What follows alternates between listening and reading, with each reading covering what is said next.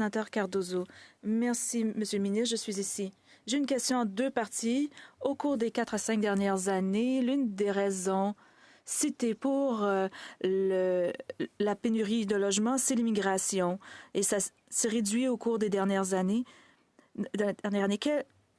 Que pensez-vous de l'immigration et des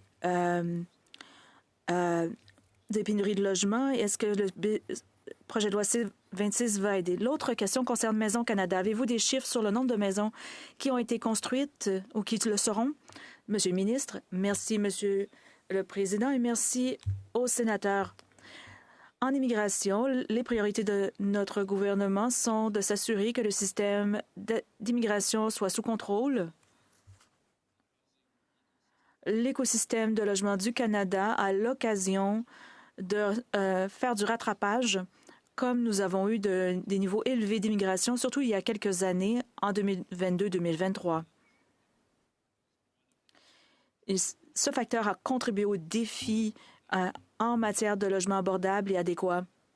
Il y en a d'autres. Bon, l'offre aussi est un problème. Donc, le projet de loi C-26 vise à augmenter l'offre de logements. Alors que les circonstances évoluent, on verra quels seront les résultats en contrôlant mieux l'immigration. Le Canada est un pays d'immigration.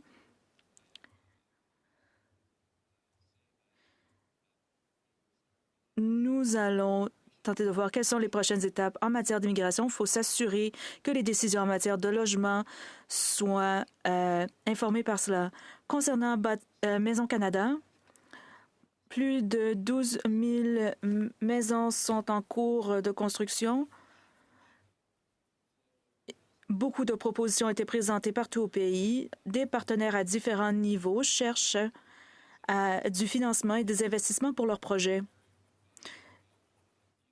Donc, on a beaucoup d'ententes, mais en ce moment, 12 000 logements sont déjà dans le système, mais sont prêts au financement, et des dizaines de milliers d'autres sont à venir.